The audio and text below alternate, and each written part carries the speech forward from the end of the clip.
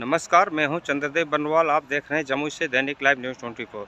दर्शकों, जैसा कि आप जानते हैं, सामने होली का महापर्व आ रहा है। साथ ही चैती नवरात्रे है, चैती छठ पूजा है, मुस्लिम भाइयों का रोज़ा पर्व आने वाला है। इन सभी पर्व को शांति और सौहार्दपूर्ण रूप में मनाने के लिए ये बटिया मॉडल थाना बटिया में महत्वपूर्ण शांति समिति की बैठक आयोजित की गई है। इस बैठक में अंचलाधिकारी पहुंचे हुए हैं, थाना अध्यक्ष मौजूद हैं और इस थाना क्षेत्र के अंतर्गत पड़ने वाले सभी पंचायतों के मुखिया, पैक्स वगैरह समाज सेवी बड़ी संख्या में लोग उपस्थित हैं। आइए आपको लिए चलते हैं इस बैठक में अंचलाधिकारी क्या कहते हैं और थाना अध्यक्ष महोदय भी क्या कहते हैं। आइए पूरा चुनाव संपत्ति नष्ट हो जाए, उनको समस्या उत्पन्न हो जाए। पर्व खुशी का त्यौहार होता है, उसमें किसी को कष्ट ना पहुंचे, इस बात का खासा ध्यान अपने तरफ से रखना है। रमजान का महीना साथ ही चल रहा है, लोग इसमें उपवास फास्टिंग में रहते हैं। सुबह शाम इनका चलता है, एक महीना काफ़ी लंबा समय होता है। जो हमारे एक ही गाँव में विभिन्न धर्म समुदाय के लोग रहते हैं, एक दूसरे को सहयोग करें, इनकी भावनाओं का कद्र करें, इसे पूरी सहिष्णुता मिला के भागीदारी बना के चले। तो आप ही के साथ होली, आप ही के साथ रमजान मनाएंगे, आप ही के साथ ईद होगा हमारा, आप ही के साथ चैती छठ पूजा रामनवमी सब आप ही लोग के साथ होगा। तो अपना परिवार का सदस्य ही समझे हम लोगों को, और विधि व्यवस्था का समस्या जो है उत्पन्न होने ना दें, क्योंकि पुलिस जब पहुंचती है किसी के दरवाजे पे तो ना आपको अच्छा लगेगा, ना आपके परिवार को अच्छा लगेगा, ना गांव को समाज को कष्ट पहुंचेगा। हम लोग के पहुंचने से पर्व त्यौहार में पुलिस पहुंच जाए तो अच्छा नहीं लगता है। तो बेहतर हो कि हम लोग को उसी माहौल में बुलाए कि सवैया खाने के लिए आइए, होली में जो चलता है उसके लिए बुलाए, बेहतर यही होगा। अगर कुछ विधि व्यवस्था की समस्या उत्पन्न होगी तो हम लोग तो अपना कानूनी प्रक्रिया जो होता है उसी के तहत चले जाएंगे।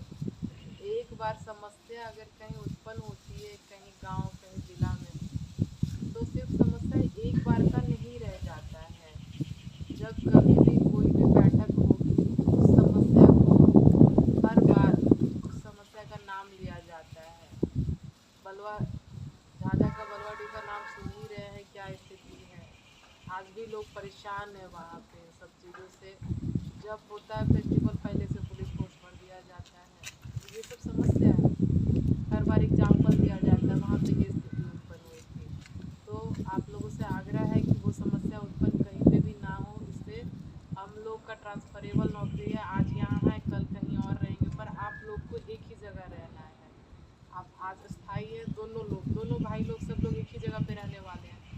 इसलिए बेहतर होगा कि किसी भी तरीके की समस्या उत्पन्न ना हो। समस्या उत्पन्न होने पे हर बार आप लोग के यहाँ पुलिस फोर्स भर दिया जाएगा, 107 की प्रक्रिया कर देगी, फेस्टिवल मनाने के बजाय कोर्ट कचहरी दौड़ रहे हैं। ये सब किसी के लिए भी बेहतर नहीं होगा। डीजे पूरी तरीके से बैन रहेगा हर बार की भांति। आप लोग मीटिंग के बाद जहाँ भी जाएंगे, डीजे वाले लोगों को बोल देंगे कि डीजे वगैरह कहीं पे भी किसी को देना अपनी तरफ से। वैसे हम लोग बॉन्ड भी भरवा लेंगे इसके रिगार्डिंग, लेकिन डीजे बैन है पूरी तरीके से। जिला स्तर से ही राज्य स्तर से वो बैन रहता ही है, इस बार भी बैन है।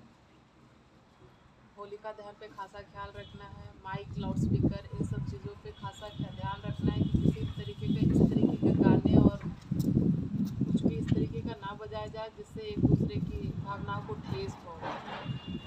ज़्यादा मैं नहीं कहूँगी, अब हमारे सीओ साहब आपके सामने कुछ शब्द कहेंगे। शांति समिति के सदस्य का बहुत बहुत आभार, जो आप सभी ने आज समय निकाल के थाना परिसर पे इस आयोजन को सफल किया है।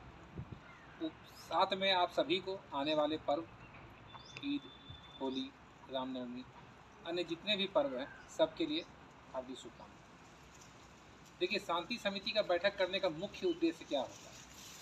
आप शांति समिति के सदस्य हैं, आपको इसलिए चुना गया है क्योंकि आप समाज का आईना है, और आपके द्वारा जब आप जाएंगे अपने क्षेत्र में तो आप लोगों को भी इस चीज़ के बारे में अवगत करेंगे कि कैसे हमें मनाना है, क्या क्या चीज़ प्रतिबंध है और किस तरह हम सौहार्द रूप से पर्व और त्यौहार को मनाते हैं।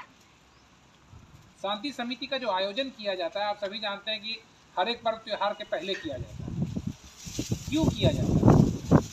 आप इसीलिए किया जाता है ताकि किसी एक तो बार बार हम लोग ये करते हैं ताकि लोगों के मन में किसी तरह की कोई भी शांति समिति का बैठक करने का मुख्य आयोजन ये होता है कि अगर आपको कोई सवाल करना है तो आप प्रशासन से कर सकते हैं और प्रशासन जो है डायरेक्ट आप लोगों को उस चीज़ के बारे में बता सकते हैं। तो पर्व त्यौहार आप देख रहे हैं कि दोनों पर्व जो है वो बहुत ही, चाहे होली का पर्व हो वो हिंदुओं के लिए बहुत ही एक इम्पोर्टेंट पर्व है, सामने में ईद का पर्व है जो हमारे मुस्लिम भाइयों के लिए भी बहुत ही पावन पर्व है। तो सबसे जरूरी चीज़ है कि एक सौहार्द के रूप में बनाना। हम लोग ये भी जानते हैं, किसी से छुपी हुई बातें नहीं है कि असामाजिक तत्व हर जगह एक्टिव है।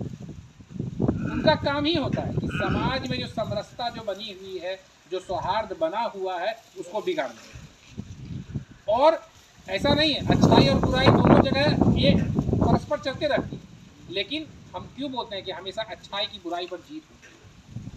तो आप वो आईना है जो आप समाज में जा करके वैसे लोगों को चिन्हित करते हुए हमें सूचित करेंगे ताकि हम उन लोगों पर कार्रवाई कर सकें। तो ताकि समाज में आने वाले जो पर्व त्यौहार हैं, आप जैसे मैडम ने आपको बताया, बहुत अच्छे से बताया कि आज भी उस पीड़ा को लोग झेल रहे हैं। और हमारा जो पटिया थाना क्षेत्र जो आता है, इसमें हमने कभी आज तक नहीं सुना। मैं तो जब ज्वाइन किया उसके बाद भी मैं देख रहा था जब पर्व त्यौहार का लिस्ट में, तो कभी वैसा नहीं हुआ और हम वैसा होने भी नहीं देंगे। अगर वैसा एक व्यक्ति के द्वारा होता है तो कड़ी कार्रवाई की जाएगी, ये हम आज आपको इस मीटिंग में बता दें।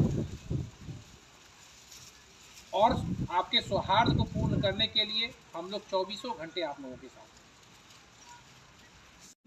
क्योंकि समाज के लिए ही प्रशासन और सबसे बड़ा हथियार तो आप खुद, चाहे हमारे बच्चे हों, अगल बगल के पड़ोसी हों, सबको हमको ये समझाना है, इस चीज़ को लेकर चलना है कि पर्व तो एक हिस्सा है। पर्व क्यों मनाया जाता है? पर्व मनाया जाता है कि लोगों के बीच एक, हम प्रतिदिन कुछ ना कुछ काम करते रहते हैं।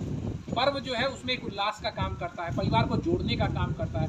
ऐसा कोई धर्म, कोई पर्व, कोई त्यौहार नहीं है जो हमें बांटता हो या हमारे अंदर किसी तरह का कुरीति पैदा करता हो। सब एक ही चीज़ में चलता है, एकजुटता के लिए और प्रेम के लिए, सद्भावना के लिए।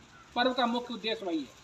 चाहे आप गीता पढ़िए, कुरान पढ़िए, सब में वही दिया गया कि एक सही सच्चे पथ पे चलने के लिए और सही कार्य करने के लिए।